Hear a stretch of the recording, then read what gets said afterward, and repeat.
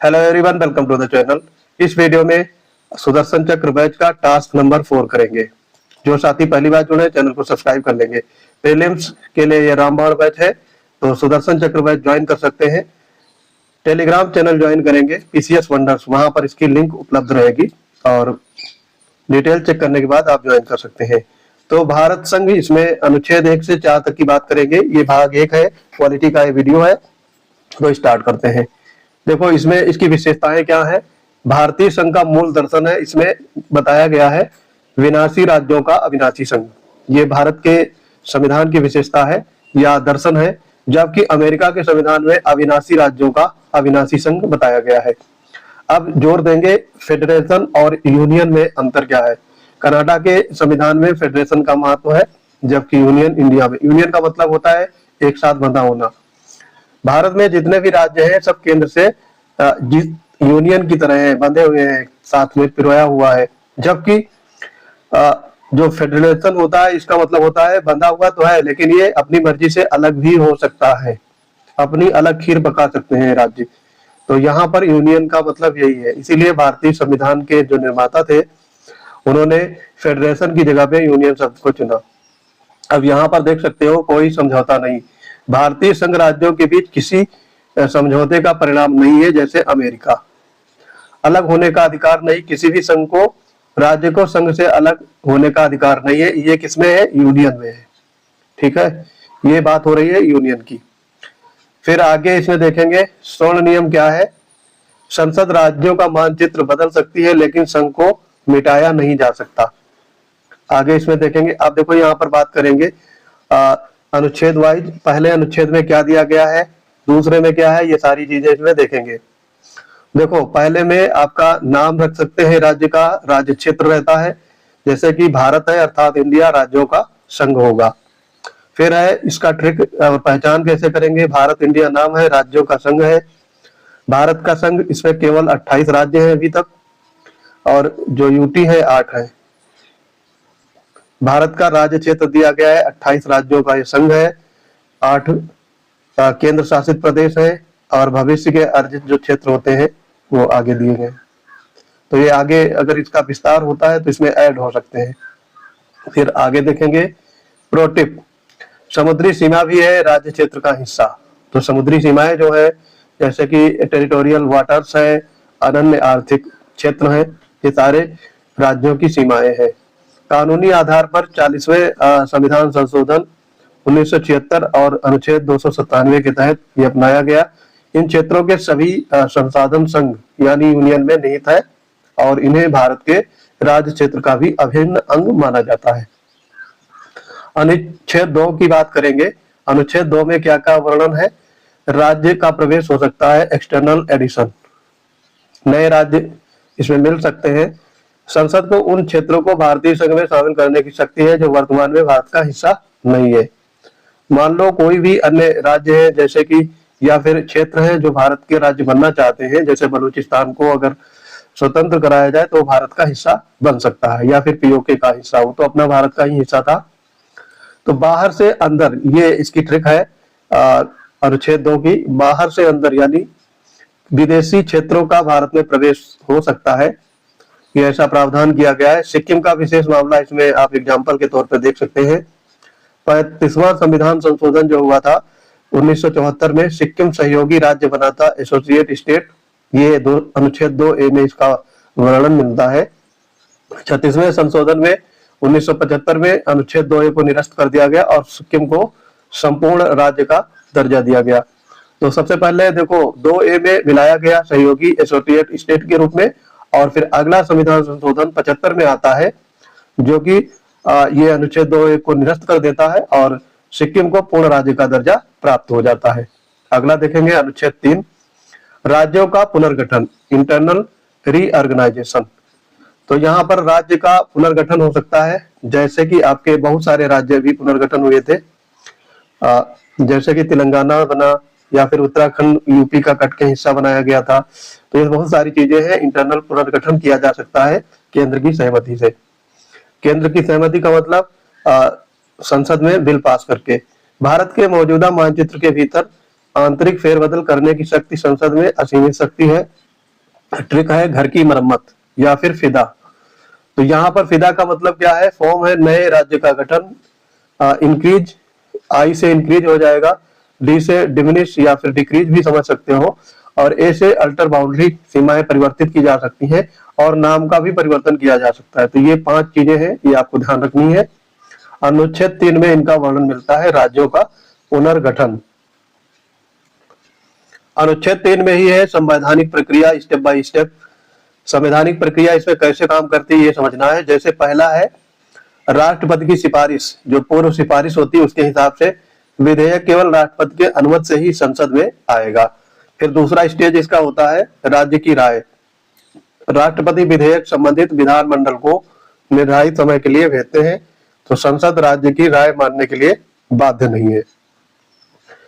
फिर तीसरा में आता है यूटी एक्सेप्शनल, एक्सप्लेनेशन 1। इसका मतलब क्या है, केंद्र शासित प्रदेशों के मामले में विधानमंडल की राय लेना अनिवार्य नहीं है, ये अपने आप में ही कानून बन सकता है संसद के जरिए। और इसमें साधारण बहुमत की जरूरत होती है, संसद इसे साधारण बहुमत से यानी सिंपल मेजॉरिटी से पारित करती है। और फिर बेरुवारी यूनियन केस जो हुआ था उसके बारे में देखेंगे, ये सारे पूछे जाते हैं। बेरुवारी यूनियन केस ये 1960 में एक महत्वपूर्ण अपवाद है इसका। इसमें देखो आर्टिकल 3 के तहत भारत का कोई क्षेत्र किसी विदेशी देश को सौंप सकती है, तो सुप्रीम कोर्ट का इसमें निर्णय आता है नहीं। ये बेरुवारी यूनियन केस में ये प्रश्न पूछा गया था, तो सुप्रीम कोर्ट ने इसका जवाब दिया था नहीं। अनुच्छेद 3 के आंतरिक पुनर्गठन के लिए है, भारतीय क्षेत्र को किसी विदेशी देश को सौंपने के लिए अनुच्छेद 368 के तहत संविधान संशोधन अनिवार्य है, जो कि नवा संविधान संशोधन 1960 में हुआ था, जो आपका ये उदाहरण है। अनुच्छेद 4 में देखो क्या वर्णन है ये देखेंगे। अनुच्छेद 4 में वर्णित है आपका अब क्रियात्मक सरलता, the paper work exemption. Core concept क्या है इसका, अनुच्छेद 2 और 3 के तहत किए गए परिवर्तन अनुच्छेद 368 के तहत संविधान संशोधन नहीं माने जाएंगे। तो यहाँ पर ये 368 के तहत संविधान संशोधन नहीं माना गया है, ये सिंपल मेजॉरिटी चाहिए होता है, इसमें कोई स्पेशल मेजॉरिटी की जरूरत नहीं है। तो ट्रिक इसकी क्या है, सिंपल मेजॉरिटी, साधारण काम। ऐतिहासिक गहराई इसकी क्या थी, संविधान सभा में शिवबन लाल सक्सेना ने चिंता जताई थी कि इससे अस्थिरता आएगी, लेकिन भारतीय संघ को लचीला, फ्लेक्सिबल बनाए रखने के लिए डॉक्टर अंबेडकर ने इसे साधारण बहुमत के अधीन ही रखा था। तो ये आपका हो गया अनुच्छेद 4। फिर अब तुलना करते हैं इनकी, 2 और 3 में अंतर क्या है इन अनुच्छेदों में। तो पहला देखो 2 और अनुच्छेद 3, प्रकृति क्या है, बाहरी समायोजन यानी एक्सटर्नल हो सकता है। अनुच्छेद 3 में इंटरनल यानी आंतरिक फेरबदल कर सकते हो, राज्यों के सीमाओं में, उनके नाम में, ये सारी चीजें।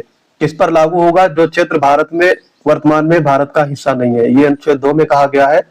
और अनुच्छेद 3 में बात हो रही है जो राज्य भारत में वर्तमान में भारत का हिस्सा है। उदाहरण देख लेंगे, जैसे कि अनुच्छेद 2 में सिक्किम का प्रवेश कराया गया था, गोवा का अधिग्रहण हुआ था इसमें, और अनुच्छेद 3 में तेलंगाना का निर्माण और सीमाओं का बदलाव। फिर शॉर्ट ट्रिक क्या है, अनुच्छेद 2 के लिए अंदर से बाहर, और अनुच्छेद 3 में है घर की मरम्मत।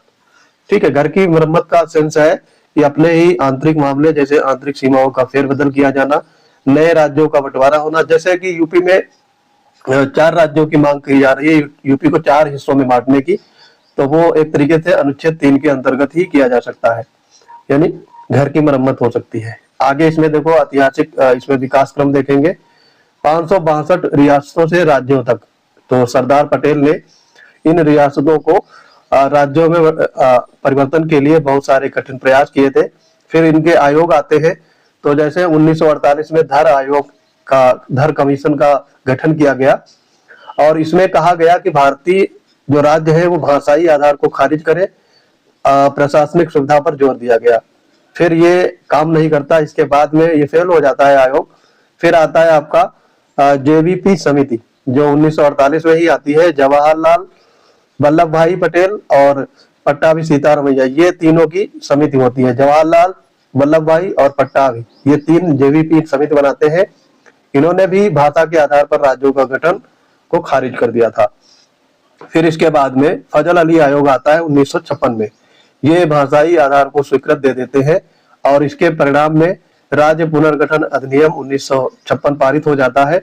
27 राज्यों की पुरानी श्रेणी खत्म करके 14 राज्य और 6 यूटी बनाए जाते हैं। आगे इसमें बढ़ेंगे, अब देखेंगे प्रमुख राज्यों का निर्माण। उसके बाद में ये राज्य बनते हैं। 1953 से लेकर के 1975 का यहाँ पे वर्णन है। इसमें सिक्किम राज्य बनाया जाता है 36वें संविधान संशोधन के द्वारा। पहले ये एसोसिएट राज्य बनता है या सहयोगी राज्य, उसके बाद में इसको पूर्ण राज्य बनाया जाता है और फिर भाषाई के आधार पर मद्रास से अलग करके आंध्र प्रदेश बनाया जाता है। तो यहाँ पर ये शॉर्ट ट्रिक है, इसको याद रख लेंगे। क्विक रिकॉल ट्रिक क्या है? गुनाह। गुनाह का मतलब गुजरात।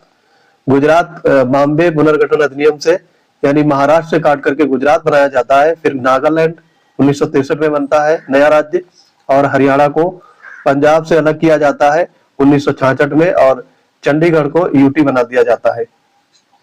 21वीं सदी का नया मानचित्र अब देखेंगे। अनुच्छेद 3 का प्रयोग किया गया इसमें ये सारे नए राज्य फॉर्मेशन में आते हैं। 2000 में 3 राज्य बनाए जाते हैं। छत्तीसगढ़ एमपी से काट करके, उत्तराखंड को यूपी से काट करके बनाया जाता है, और झारखंड को बिहार से कट करके बनाया जाता है। तो ये सारे फैक्ट एग्जाम में कई बार पूछे गए हैं। उसके बाद में तेलंगाना राज्य जो आता है 2014 में, ये आंध्र प्रदेश से अलग हो जाता है। ठीक है, आंध्र प्रदेश की राजधानी अमरावती बनाई जाती है, तेलंगाना की राजधानी हैदराबाद ही रहती है। उसके बाद 2019 में जम्मू कश्मीर और लद्दाख राज्य का दर्जा समाप्त कर दिया जाता है। 2 नए यूटी बनाए जाते हैं। उसके बाद में 2020 में एक और राज्यों में उलटफेर होता है। दादरा नगर हवेली और दमन दीव, इन दोनों को 26 जनवरी 2020 से दोनों यूटीज का विलय हो जाता है। ये दोनों एक साथ मिल जाती है। पहले ये 2 यूटी में रहता है, बाद में 26 जनवरी 2020 में ये सिंगल यूटी बनाई जाती है। अब सारांश इसका क्या है?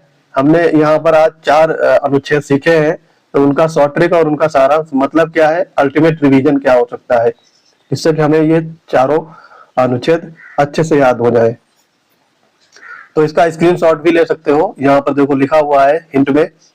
अनुच्छेद 1 है ये नाम और राज्य क्षेत्र की परिभाषा। ठीक है, इसका मूल उद्देश्य यही है। इसमें नाम रखा जा सकता है और उसकी पहचान की जा सकती है। अनुच्छेद 2 काफी इंपॉर्टेंट है, ये ध्यान रखना है आपको। इसमें बाहरी क्षेत्रों का प्रवेश या स्थापना की जा सकती है। इंडिया के बाहर के जितने भी एरिया क्षेत्र हैं, टेरिटरीज हैं, वो इसमें शामिल हो सकते हैं साधारण बहुमत द्वारा, और ये बाहर से अंदर आ सकता है। ये आपका शॉर्ट ट्रिक है अनुच्छेद 2 की। अनुच्छेद 3 में है मौजूदा राज्यों का आंतरिक पुनर्गठन। पिछली वाली स्लाइड में जैसा मैंने देखा था अभी, साधारण बहुमत से ये भी किया जा सकता है, और इसको कहा गया है ये घर की मरम्मत है, फिदा है। ठीक है, फिदा का मतलब होता है फॉर्मेशन राज्यों का। आई का मतलब इंक्रीज किया जा सकती है उनकी सीमाएं। डी का मतलब डिक्रीज या फिर डिमिनिश, सीमाओं को घटाया जा सकता है।